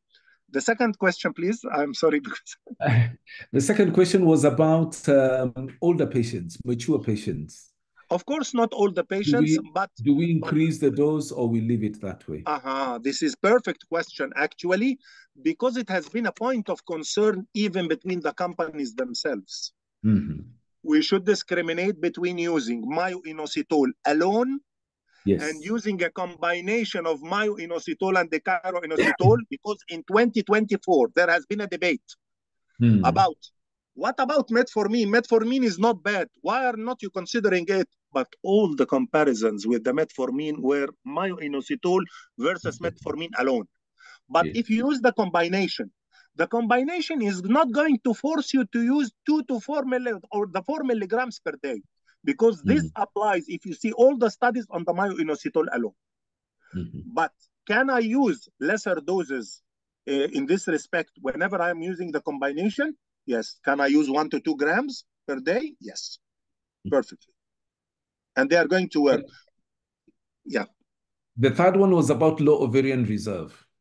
Again, do we use, we usually have a challenge with these patients, and you may increase your gonadotropins, but maybe, so the question was, if we use myo-inositol in this combination and maybe increase the dose, will we get better outcomes in terms of quality of the eggs and, pregnancy in the future? When it comes for the quality of the eggs, yes, definitely yes, because what I have mentioned was always concentrating on the quality of the eggs, because it's the mode of work. It works on, again, is the oxidative stress. But what about the response in terms of this? Also, the literature is promising in this respect. They said that so long you are increasing the sensitivity to the FSH, maybe you are, of course, in the poor responders, you are going to use the injections. But what we have said that maybe whenever using these injections, the amount is going to be lesser. And the days are going to be lesser, possibly because this is going to add something. Whenever I'm supporting you with something and I tell you, and this is to boost your effect, you expect better results in this respect. So the myo-inositol is supposed to increase the sensitivity to what you are giving. But are there extensive studies to say that this is absolute? Still, myo-inositol is newer than carnitine and the others. But all the results are promising in the respect you have asked about, Professor. And then the last question was a combination of myo-inositol and decaro-inositol with L-arginine and L-carnitine as well. A few days ago, I tell you something, and maybe Dr. Marco and Dr. Andrew are going to hear it for the first time from me. Yes. Many companies, they do come to my clinic. And now the market of the micronutrients is expanding globally, and in Egypt, expanding enormously. And some are trying to say, they said, So long this works, why not we do the combination? There is no problem to make the combination, but the answer comes from Dr. Andrew and Dr. Marco, because at a certain time, when it was possible, we had, I remember, a symposium with Evapharma before Carnivita Advance. I was helping in the launching at first of the Carnivita Forte alone. Yes. You remember, Dr. Andrew? Yes, Doc. I worked with Peter and Mina for the Carnivita Forte. And then later on, they said the company was very wise to say, why not to add the antioxidants to add for the benefit? And at that time, there has been a symposium, and we all gave some sort of feedbacks and notes about this. And they said, okay, we are going to combine them, but we are never going to put it in a capsule. So can we add something else? A third thing like carnitine to improve it? A very good idea, but this is depends upon manufacture process. Is it possible to put the combination together or not? Sachets or no? Is it possible to put big amounts of each or not? And can you decrease some of the amounts or not? I think Dr. Andrew may be giving us. Thank you, Doctor, because we went through this for so long, actually, Dr. Kriki. Actually, everything is possible. It's doable to combine inositol and carnitine and CoQ10 and L-arginine all in one tablet. Yes, we can, but we will compromise the concentrations. Okay. So, yes, a lot of people may come to your clinic, doctor, saying that we combine 30 plus component in one tablet. Yes, they can do it, yet the composition itself may be considering traces of elements just to combine a lot of things together. We more concerned about the patients by end of the day and the quality or the value that we are delivering to that patient. That's why we didn't go for the tablet form for the Carnivita Advance. The Carnivita Forte comes in tablet because it's 1 gram of levocarnitine and a few grams of zinc. So now milligram of zinc. So we can combine this in one tablet. Okay. But when it comes to the advanced formula, we adding more and more composition in the exact concentration recommended by the advisors. So now we are moving from a tablet to sachet because the composition we are gathering together more than the capacity of the tablets. Okay. So we are offering also the capsule of Conceive Q. Actually, Limitless Conceive Q is in a tablet form. We're combining 1,000 milligram Inositol, the Cairo Inositol 25, 200 milligram of CoQ10 together. So the tablet become bigger. That's why we moved from normal tablet to chewable tablets to make it easy for the patient to have. Just an addition, please. Yes. From my limited experience, I have used the combination. I am using for many years now the combination of the two drugs together, but in certain patients. Sometimes I use the myo-inositol alone, sometimes the Carnivita Advance alone, but actually in many patients in whom I found that the PCO was resistant and not perfect, I use the combination from the two together.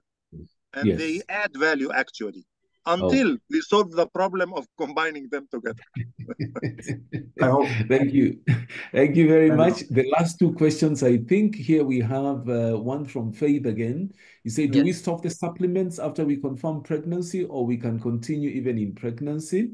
That is one. And then there are two gentlemen, and I think most of us, I'm happy to say that there is a gentleman from Tanzania who's listening.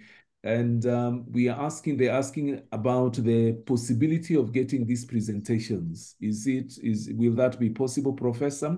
Because I think that will really help us. Later on we can go and look at the presentations again and make use of the wisdom that you've imparted to us today.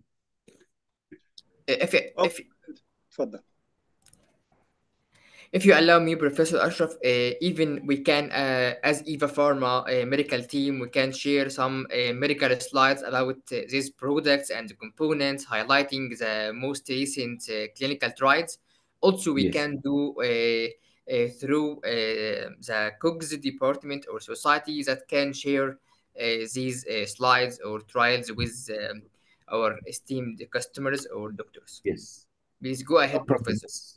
So if you can share with Kogs, and then Kogs will share with whoever is interested. That is okay. So then the last one about availability.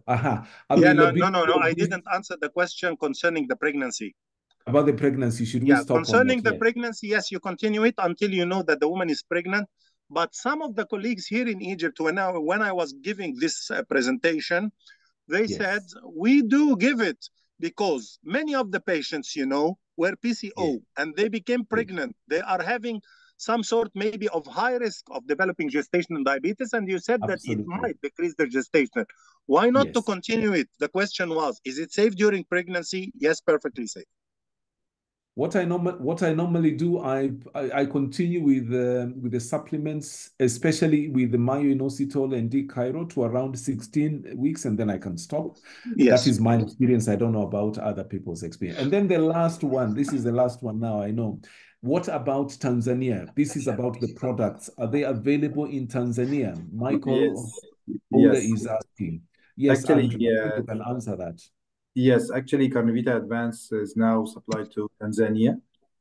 So as mentioned, as advised by my colleague George, he shared the contact person that we may need to reach out in Tanzania. So he will advise you where you can find the products.